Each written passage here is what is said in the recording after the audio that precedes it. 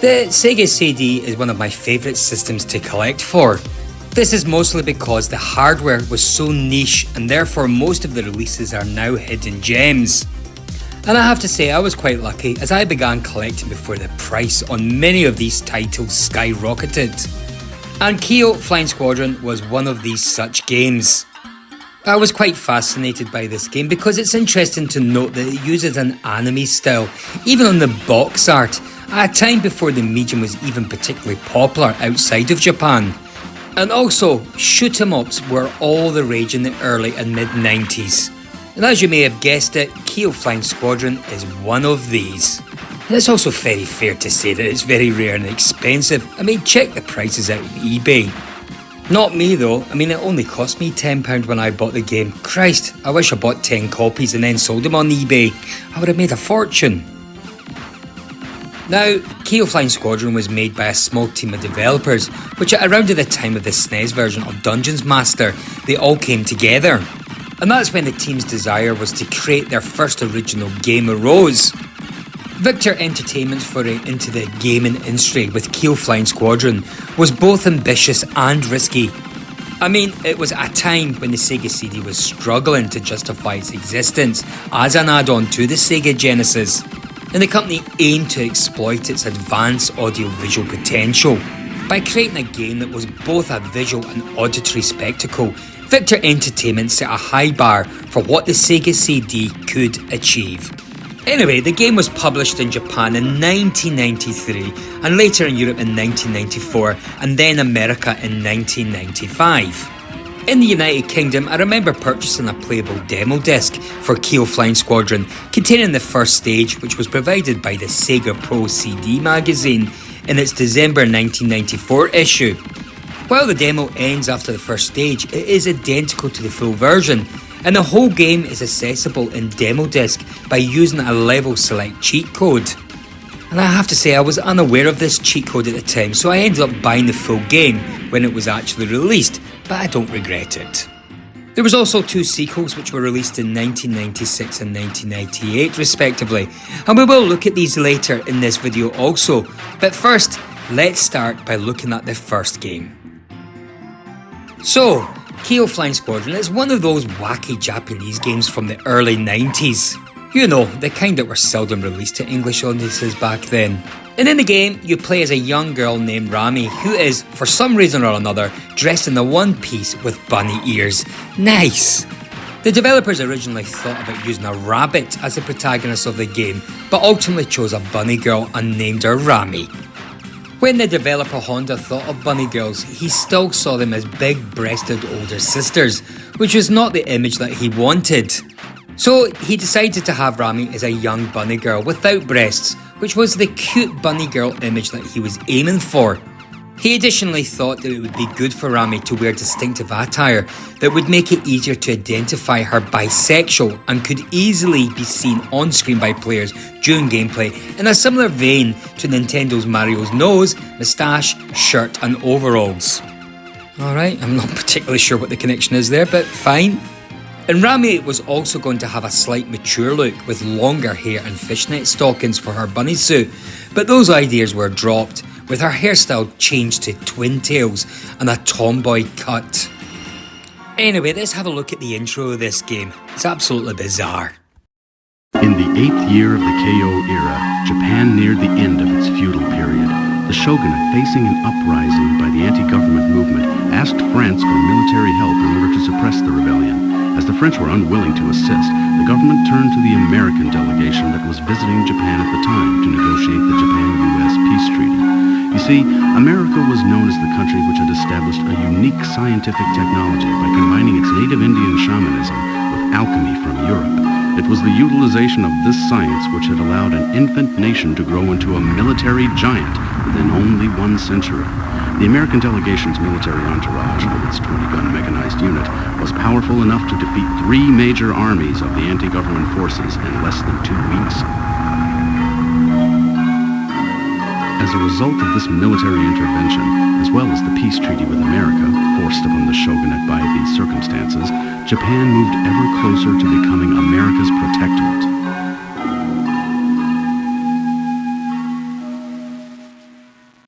Unrelated to these historical proceedings, deep in a mountain north of the capital city lived the descendants of the ancient gods, protecting their ancestors' secret treasure. Down through the ages, their numbers had dwindled. Now there remained only an old couple and their granddaughter Rami. They alone kept watch over the treasure of the ancient gods.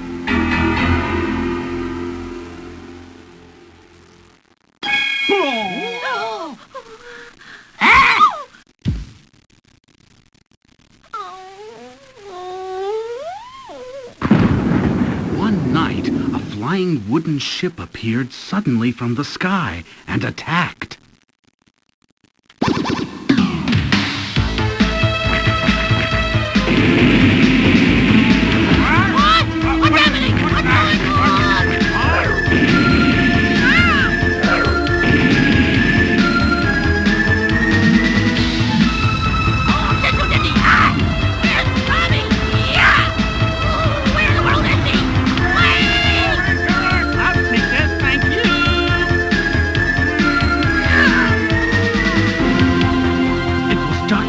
Who had attacked and stolen the key to the secret treasure.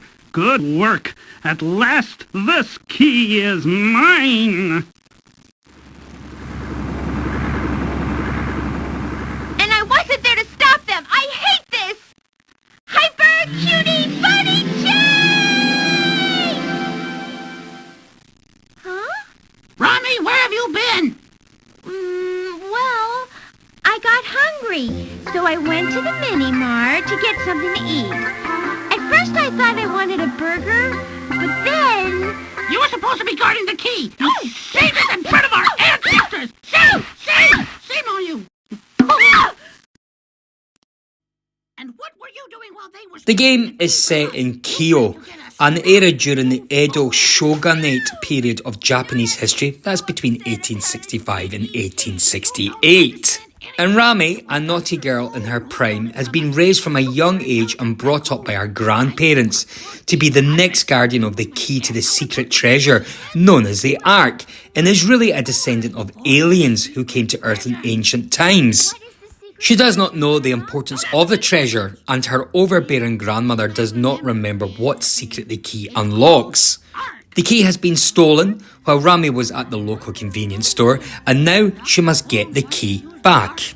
And wearing her bunny girl costume, Rami rides into battle on her trusty dragon, Spot, as she encounters various enemies such as Tanuki, dogs, cats, monkeys, the 7 lucky gods, the US military forces, the Russian army, and a serpentine dragon. She then arrives at the ship of Dr. Pon Io, a Tanuki billed as the most intelligent creature on Earth, with an IQ of 1,400, his appearance being appropriate for the thief that he is. I have to say, I was quite impressed with the opening sequence. The cutscenes are fully voiced, which was a pleasant surprise, but it takes itself too seriously. I'm not exaggerating when I say it's like they tried to do it in a documentary style. From there, things quickly become crazy, as we're introduced to the characters and our typical anime tropes that come with them. Now, it's all a rather simple story, and I didn't really care much for it, but it was good to watch animation like this on my Mega CD at the time. Although I would have to say, narrative isn't really the point with games like this, and I haven't really given it a second thought since playing the game. I suppose I just wanted to play the game. And with regards to the gameplay, well, in Keio Flying Squadron, it is completely two-dimensional. You view the action from the side as the background scroll and enemies approach from off-screen. And as I mentioned, the game consists of Rami riding on top of Spot, who can shoot fireballs at enemies. And by earning power-up items, the player increases the power of the flames to 6 different levels. You can also pick up sub-weapons and use either the ground bombs, the explosive throwing stars, or Home and Spot Juniors depending on the type of sub-weapon items available. Usually the Spot Juniors are for covering Spot, however by pressing the C button they become powerful bullets projected forward. If surrounded by the enemy, the player can use the Kamikaze attack, sacrificing the Spot Juniors to do large damage, only for them to reappear when Spot ceases to shoot. Now, although I am a fan of this game, I have to say the gameplay is very average, to put it bluntly. The enemy patterns are pretty predictable, and it lacks the required memorisation of something like Gradius, and is a bit more twitchy than other shooters of this era. It's also not a difficult game. So unfortunately, Keio Flying Squadron simply doesn't have a lot to set itself apart from other shooters. Some levels feature sequences that do, however, scroll vertically. These are far and few, and your firing angle doesn't change, so it isn't as refreshing as you might initially expect. If you set the setting right, Keio is an easy game and brings no new mechanics all on its own to the table. By and large, the game is best described as by-the-books horizontal shooter. That's fine and dandy, but we have had much better options even back then. Now that's not to say it's a bad game, because it isn't, but Keio Flying Squadron fails to reinvent or even refine the wheel. However, the real advantage that this game does offer is from the CD format. This is where all the game's polish comes into play. From the dazzling soundtrack to the surprisingly good and quite charming, I might add, animated sequences. And as I've already mentioned, there was other games of this sort that did come out in the CD format back then, but most of them aren't nearly as expensive or hard to track down as Keio Flying Squadron. Now I am very proud that I've got this in my Mega CD collection, but I have to say, it's not a very compelling addition to your collection today at the price of an arm and a leg. But in saying all that, Keio Flying Squadron does bring its own brand of fun to the party, so prepare yourself for a goofy and hilarious ride. Now, the game doesn't take full advantage of the expanded hardware, at least not when it comes to the basic graphics. Sure, it's colourful and pleasant, but it's clearly not a step up from what we saw on the Sega Genesis back then. The only real upgrade is the colour palette. Even then, it doesn't look significantly better than that of, say, the Super Nintendo or the Genesis. Where Keio really aims to please is in its wacky art style. The enemies, as well as Rami herself, are drawn in a typically comedic anime style. I mean, I did find it funny, and I was left in stitches at the variety of enemies, these wacky enemies you'll be blasting out of the sky. What's even better is the fact that the game runs at a constant and smooth frame rate. No matter how many enemies are thrown at you, Keio still chugs on without a hitch. The screen is really busy, but it is still an impressive feat given how large some of the moving parts and enemies are. I also really like some of the parallax scrolling elements. I found them to be a little distracting at times, but maybe that's what the developers were going for. So Keio Flying Squadron is a decent looking game overall. Then I have to say there is the CD format where Keio Squadron benefits from, with a purely Red Book soundtrack. Everything sounds exceptionally clean here. It's extremely poppy and bouncy with some traditional Japanese instrumentation. The music here is very well done, I have to say. And also the sound effects, they're also very clear. Okay, the voice acting from the full motion sequences is a little lacking, and it's certainly laughable by modern standards. And I suppose it's also kind of bland, to be honest. But what's interesting is the fact that some of the bosses have brief voice samples that serve as audio cues on where and when to strike. And one of these such encounters, the enemy is hiding within an airship and could only be hit when he pops his head out of the entrances as he shouts. It's a neat idea.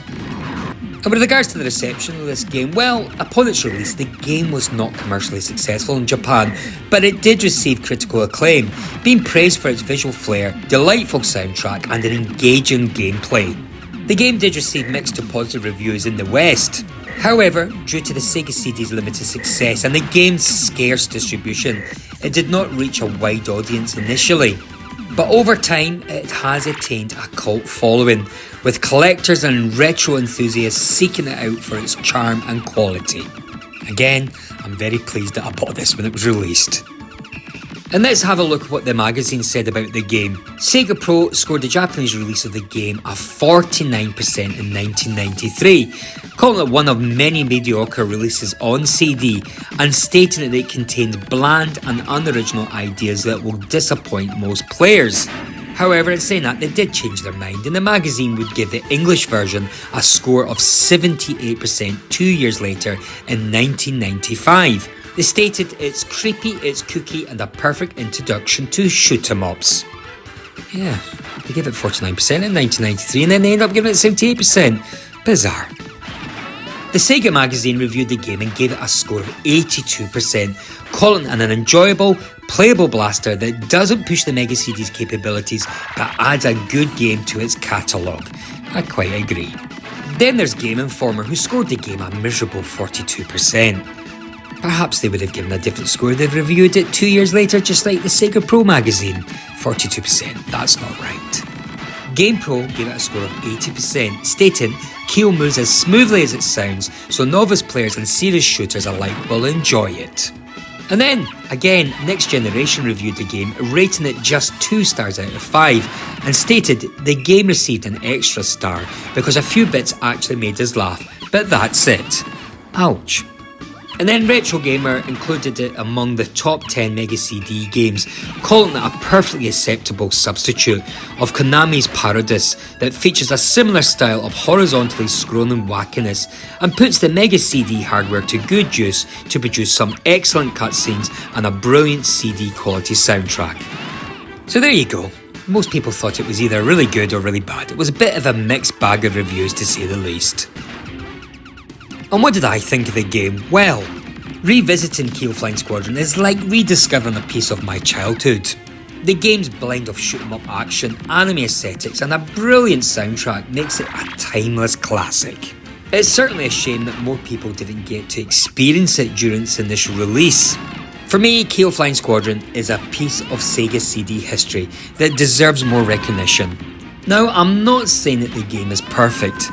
I mean, each platform for this area has its fair share of competent shooters. Keio Flying Squadron suffers no major issues, but it has very little to differentiate itself from the rest of the bunch.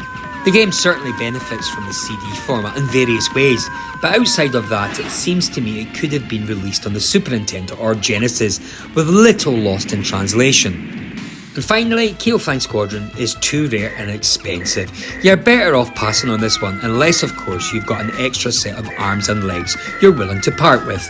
I was one of the lucky ones that purchased the game when it was released at an affordable price. Thank God for that.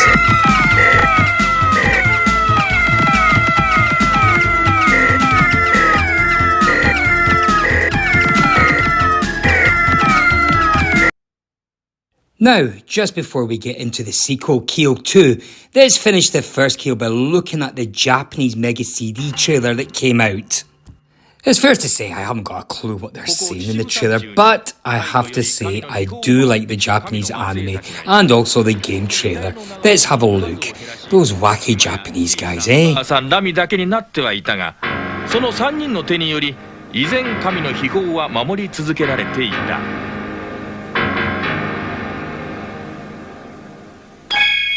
Oh, Hugh! Ah!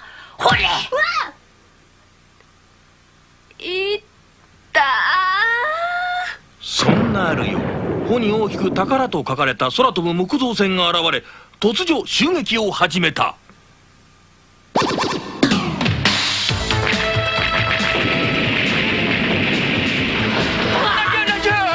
事じゃ。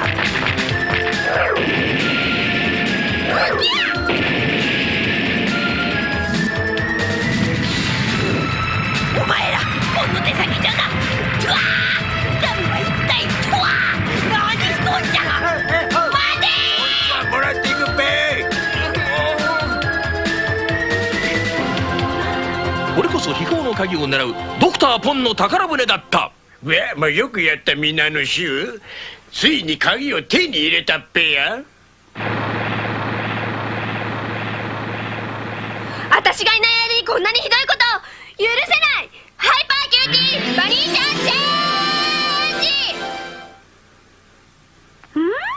お前どこ行ってたんじゃ。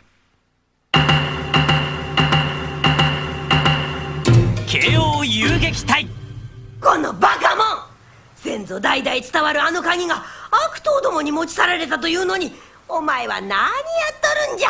鍵を取り戻してくるまで飯抜きってことにしようかね。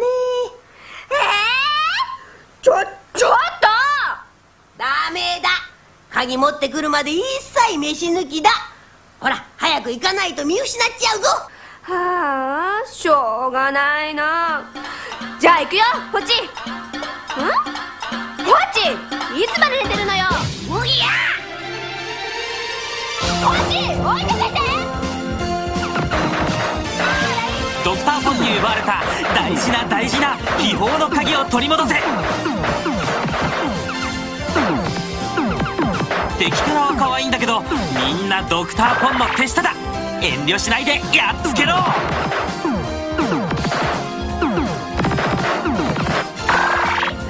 取り返さないとずっとご飯抜きだぞ。邪魔するとどうなってもしゃあないわよ。ラミちゃん頑張って。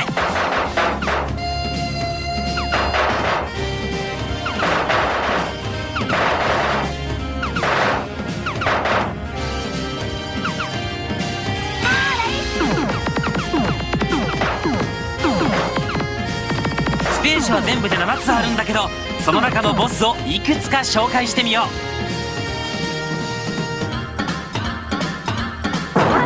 いきなり空から降ってくるお茶運び人形。勇者号に乗った大黒天。意外に手強いタコチュウ。海から突然現れる海坊主。まだまだすごい敵がどんどん出てくるよ。ドクターポンにやっと追いついたぞ。こいつはもうわしのもんだっぺ。はあ、早く返してもらいな。お前らを叩き潰してやるぴよ。奇想天外な場面展開。宿敵宝船をやっつけろ。鍵持って帰んないとご飯食べさせてもらえないんだから。幕末シューティングゲーム。ラミちゃんとポチが大活躍。慶応遊撃隊8月6日発売決定。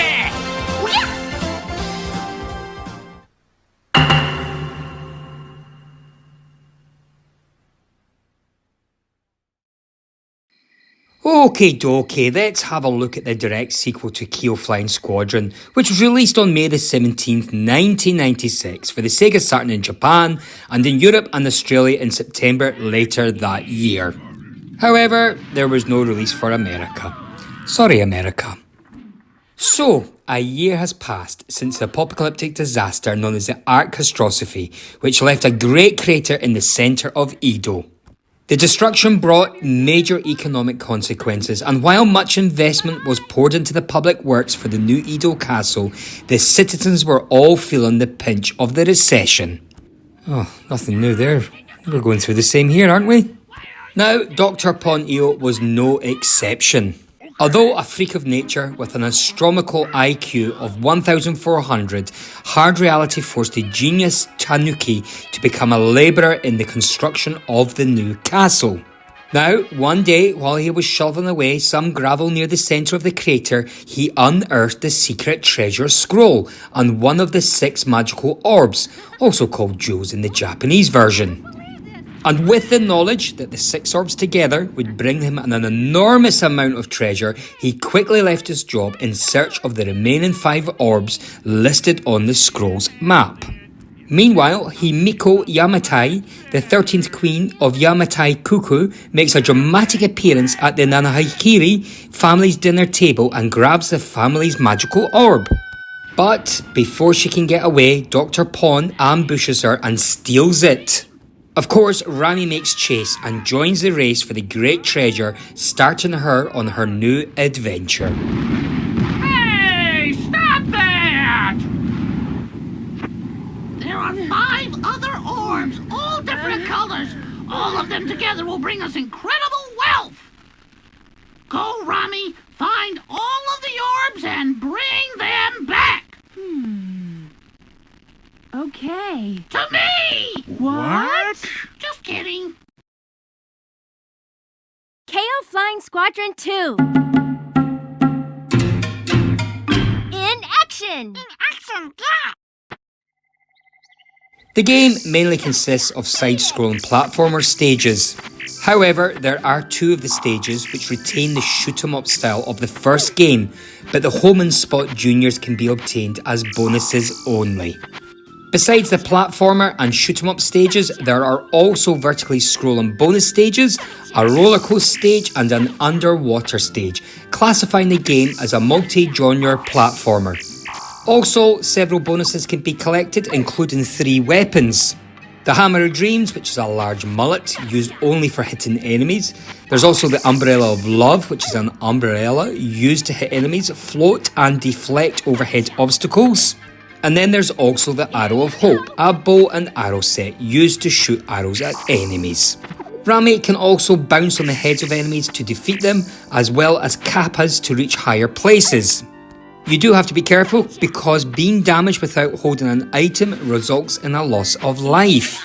And there's also many background objects which can be picked up and thrown at enemies to defeat them. And some background objects can also have a utility use. The game also has 3 difficulty levels which alter how many enemies there are to defeat and how quickly weapons disappear after being damaged. Point orbs can also be collected throughout the game. Defeating some enemies also rewards points, but there are some enemies that are considered passive and will instead deduct points when defeated. So you need to avoid those fellas. There's also a reward system which is accessed from the main menu, which unlocks helpful hints and behind the scenes extras depending on the highest and lowest scores you achieve throughout playing the game. I have to say, I really did enjoy this game. I mean, the graphical style of Keio the Flying Squadron is simply spectacular, eye-catching and full of life.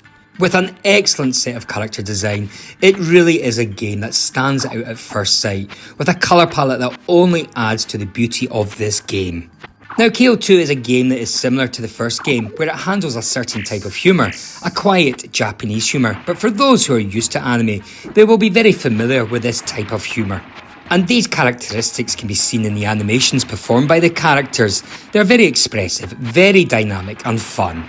Especially the protagonist of this game, Rami, as she's able to perform very comical animations that add quite a lot of charisma and character to the whole game.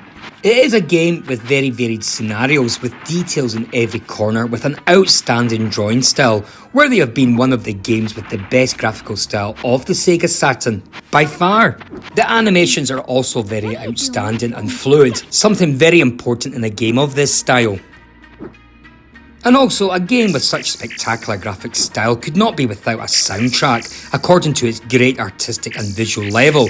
And that is why the sound aspect of Keio 2 is very good. With simple melodies but very well composed and presented at the right moments, it makes playing this title even more fun and entertaining.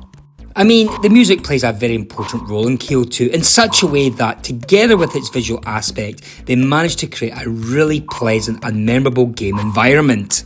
Keio 2 has that kind of melodies that we will remember for a long time, and soon after we are playing, we will be humming them because of how good they are.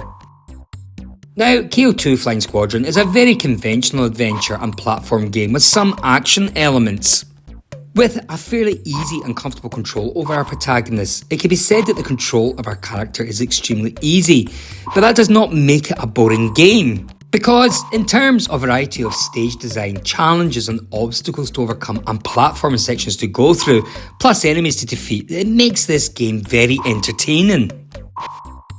Despite being a game in which its main focus is platforms, in some sections the game will change and will have shoot-'em-up style sections. That is, the game returns to its roots of its prequel, and in some moments will have to overcome areas with a complete change of tactic.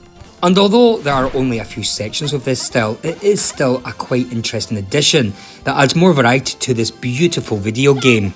Now, Rami, our protagonist, may have some items that will help her to overcome the levels more easily, as well as defeat those enemies that stand in our way, from an umbrella that serves to stop enemy attacks coming from the sky, to a hammer that will serve to attack, and even a bow to perform ranged attacks. So, there are a variety of scenarios in this game, each one with a different theme, with different obstacles and enemies with difficulty levels that go up as we advance. And although it's not a difficult game, it is quite an entertaining challenge to complete this excellent and beautiful title. Now, upon release, Keio Flying Squadron did receive a mixed reception. While many praised the game's graphics and soundtrack, the controls were a common point of criticism. And I think it's also fair to say that the Saturn was also facing stiff competition from the PlayStation and Nintendo 64, which likely overshadowed the game's release. Anyway, here's some of the magazine reviews. So Sam Hickman wrote in Sega Saturn magazine that the game had a very generic and overly easy gameplay, but was still somewhat fun to play, largely due to the intrigue and strange graphics. However, she did conclude that most people would not find it worth the retail price, and she scored it 78%. Total Saturn scored the game 92 out of 100, calling it a playable, refreshing game after the mayhem of Nights into Dreams. What do you mean Nights Out of Dreams? That's a great game. Mean Machines gave the game a score of 75%, with Marcus stating, "Quality platform games are difficult to come across these days, and while the difficulty level here is obviously pitched towards younger players, there's enough trickery and Japanese kitsch to keep older ones amused, fun while it lasts." Alex Cox of Game Master scored it 79%, calling it a good solid mental platformer that will give you a laugh if nothing else. Ryan Butt of Saturn Plus scored the game an 84%, admitting that it was mostly a platformer and likening the ability to pick up and throw objects to the Astal game. However, he praised the game for its cunning puzzles and sick, deranged humour factory that make playing through to the end compulsory. In 1998, Saturn Power rated the game 88th on their top 100 Sega Saturn games, summarising a bizarre Japanese platform game that somehow manages to impress all that come into contact with it. The graphics are fairly primitive, but the gameplay's excellent. And finally, Michael Townsend of Retro Replay stated, "While Keio Flying Squadron dazzles with its graphics and catchy tunes, the clunky controls were a deal breaker for me. It's a shame because the game has so much personality, but when the gameplay doesn't match up, it's hard to fully enjoy the experience." So, as you can see, it's a bit of a mixed bag there, but I have to say, most of these reviews are quite positive. Now, as I said, it's fair to say that in the mid-90s, the gaming industry was evolving rapidly, with the transition from 2D to 3D gaming on the horizon. Sega Saturn, with its 2D prowess, was often overshadowed by the 3D capabilities of its competitors. Keio Flying Squadron 2 is certainly a reminder of the era's transitional pains, showcasing what I would say is beautiful 2D art, but in a market increasingly fascinated by 3D worlds. Keio Flying Squadron 2 stands as a unique piece of Sega Saturn's history. Its stunning audio and visual presentation demonstrate the heights 2D games could reach even as the industry shifted focus. But for me, Keio 2 Flying Squadron is simply a beautiful game, one of those games that are worth playing just to observe its visual style. But besides that, it is a platform game which, despite being quite conventional and with very classic elements of this type of games, it is a title that I highly recommend. Here you go! Here you go! Here you go! Here you go! Here you go! Got it! And just before we go on and look at the third game, let's have a look at the Japanese trailer that was released for Keio 2. Another wacky Japanese trailer. これもらってくからバイバ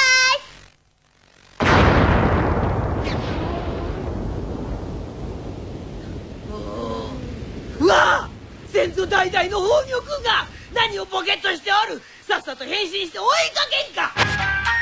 幕末の慶応時代を舞台にしたコミカルアクションゲームがセガサターンに登場。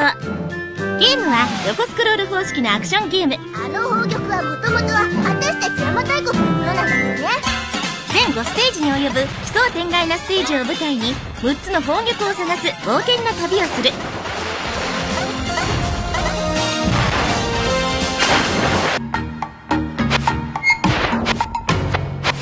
ステージには破天荒なトラップが数多く出現。中にはシューティングのステージや遊園地を舞台にしたステージも登場する。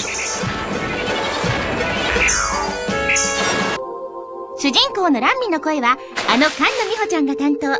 スタジオピエロのクオリティの高いアニメーションとともにポップで楽しいコミカルアクションとなっている。エリアの途中からの継続プレイも可能となった慶応遊撃隊活劇編は 5,800 円で5月17日発売予定です。 「あなたの Now for the third game, which is roughly translated, let's take my time saying this, Rami-chan's Big Ōedo Sugoroku, a Keio Flying Squadron side story, which was released in 1998 for the PlayStation. Again, the game was developed by Victor Interactive Software, and it is the third and last game in the Keio Flying Squadron series, and it was released only in Japan. And while the first game is a side-scrolling shoot-'em-up and its sequel Keio Flying Squadron 2 is a platform with shooter sections, this third game is a party game. Unlike the first two games, the third game refers to Japanese culture, both ancient and modern simultaneously. So here's the plot of the game. After the first two battles with Dr. Pon that did cataclysmic damage to Ōedo, things are starting to look normal again, and Rami, Pucci and her grandparents go to the beach, following a hot lead on more sacred treasures. Rami and Pucci swim off to the beaten path to an abandoned shrine. After blowing up the ground and reaching the disclosed location, they reach a door with a powerful seal that they can't open. And just when they think that they are empty-handed, Pucci finds a ring with the same seal as the one on the locked door, which turns out to be one of King Solomon's treasures, with the rest hidden somewhere around Japan. So Rami, she now travels around Japan to go through all the leads on the rest of Solomon's treasures, with Dr. Pon tracking her every move.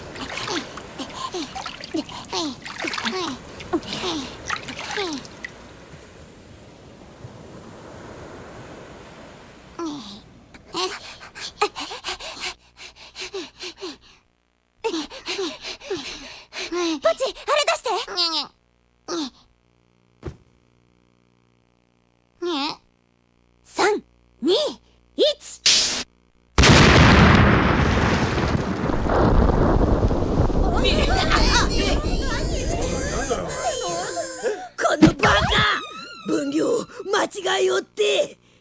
しかし注意をそらすという目的は十二分に達成されたようじゃがな。ビンゴ。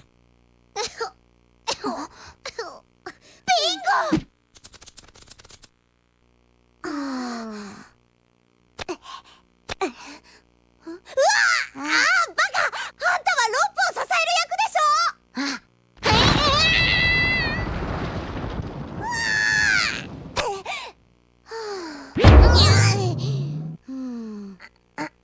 ポチったら早くどいてよもう。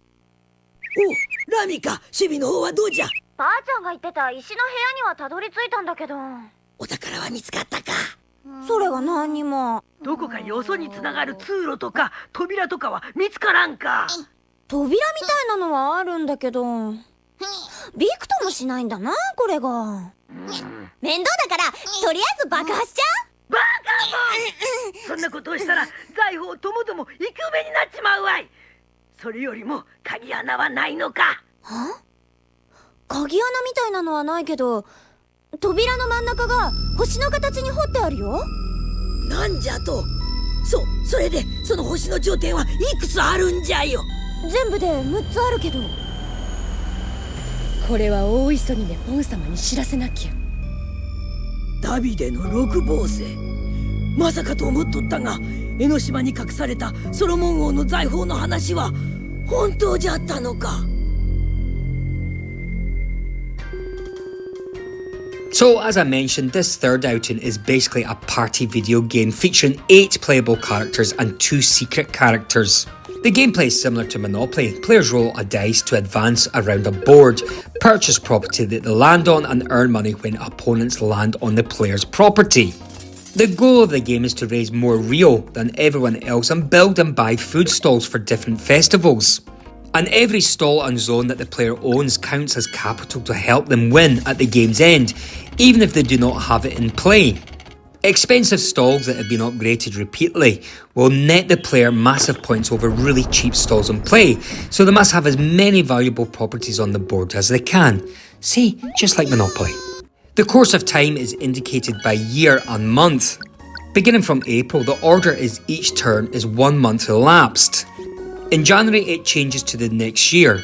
And in March, there are annual property taxes and year-end financial results. And each season doubles the value of food stalls in each of the 4 quadrants. The game also includes multiplayer compatibility for up to 4 players with the use of the PlayStation multi-tap.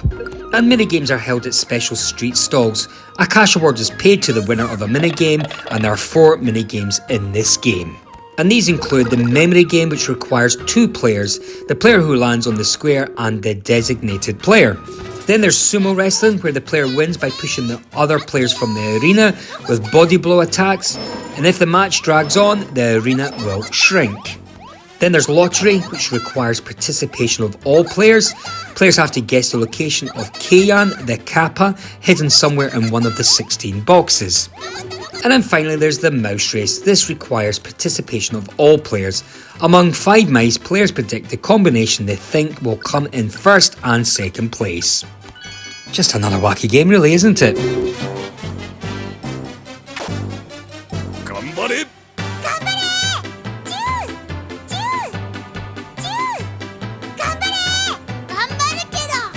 頑張れ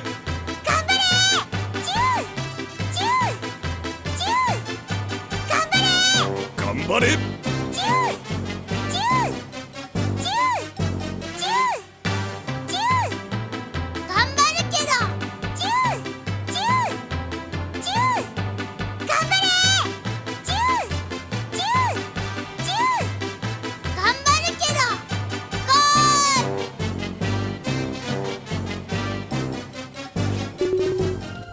Now, upon its release, the game received mixed to negative reviews for its poor graphics, gameplay and mechanics, and the absence of Miokano.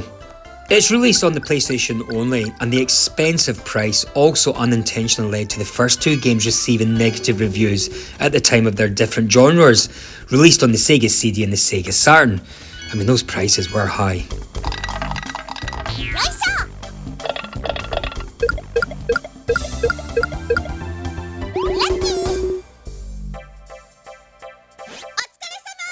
So, there you go, that was my video covering the 3 Keio Flying Squadron games.